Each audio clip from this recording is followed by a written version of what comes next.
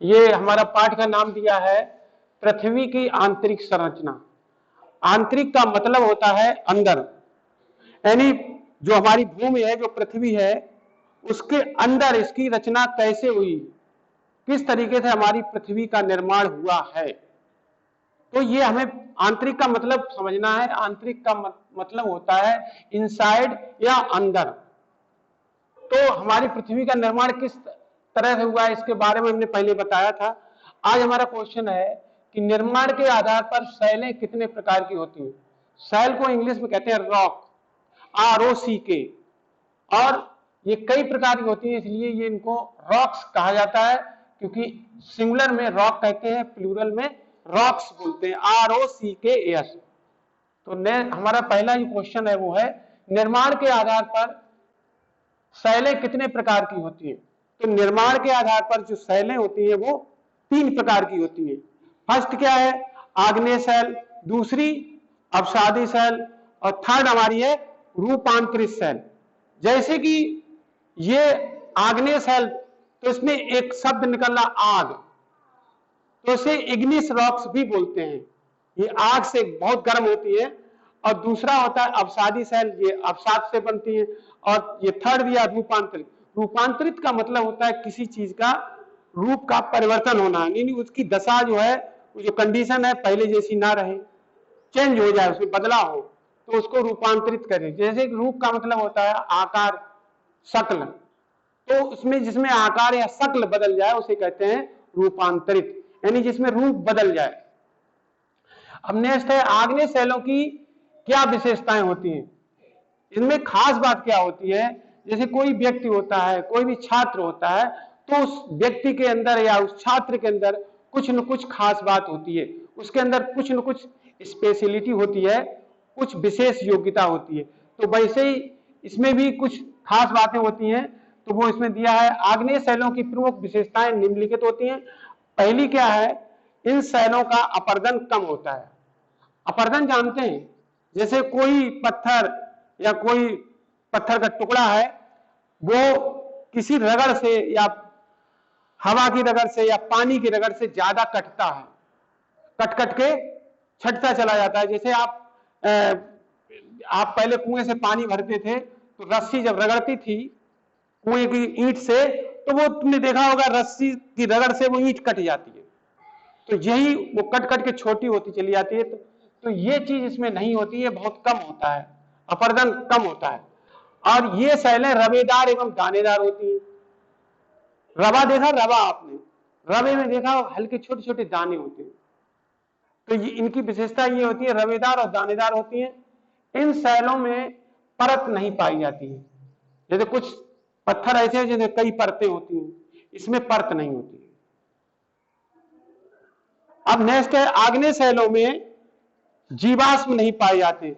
जीवाश्म जानते हो, जीवाश्म यानी फॉसिल्स, वो चीज होती है जैसे हमारे पेड़ पौधे हैं, ये जब तेज आंधी आती है या कोई भूकंप आता है, तो इसमें क्या होता है, ये जमीन के अंदर दब जाते हैं, और जमीन के अंदर दब जाते हैं, वो नीचे सड़ते गलते रहते हैं। तो जमीन के अंदर दबने के बाद जो चीज, जो पेड़ पौधे अंदर सड़ते हैं गलते हैं, वही जीवाश्म कहलाता है, उसी को हम फॉसिल्स कहते हैं। अब नेक्स्ट है भारत का कौन सा पठार आग्नेय शैलों से बना है। ये हमारा क्वेश्चन ऐसा है, जीके में भी काम आ सकता है। तो भारत का दक्षिण का पठार जो है आग्नेय शैलों से बना है, इनमें कोई दूसरी शैल का इस्तेमाल नहीं हुआ है। ये पूरा पठार जो है आग्नेय शैलों से इसका निर्माण हुआ है। और इसे डेक्कन प्लेटो भी कहते हैं, डेक्कन प्लेटो। अब नेक्स्ट है भारत का पहरेदार किस पर्वत को कहा जाता है। पहरेदार जो हमारी रखवाली करता है, पहरा देता है, तो वो क्या है, वो उस पर्वत का नाम है हिमालय पर्वत। हिमालय पर्वत हमारे देश की रक्षा दुश्मनों से भी करता है, और जब जाड़ों में जब शीतलहर चलती है, उस शीतलहर से भी बचाता है। उधर से आने वाली ठंडी हवाओं को वो रोक देता है। इतना विशाल है, इतना बड़ा है, क्योंकि हमारे विश्व की सबसे ऊंची चोटी कहां है, माउंट एवरेस्ट, वो हिमालय पर्वत पर ही है। जो विश्व की सबसे ऊंची चोटी है वो है हिमालय पर्वत पर। और ये जो चोटी है वो नेपाल देश में है, समझ गए नहीं, तो कुछ क्वेश्चन ऐसे हैं जो जीके में भी काम करते हैं, आप इनको याद रखिए। अब नेक्स्ट है, आगरा का ताजमहल किस पत्थर से बना है?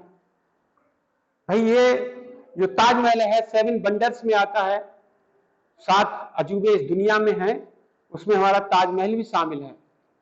तो इसको देखने के लिए दूर दूर से लोग आते हैं, कोई खास बात है तभी तो आते हैं। तो ये जो पूरी इमारत बनी हुई है किस पत्थर से बनी हुई है? तो इसको भी आप ध्यान रखिए, ये सफेद संगमरमर से बना हुआ है और ये कहाँ है?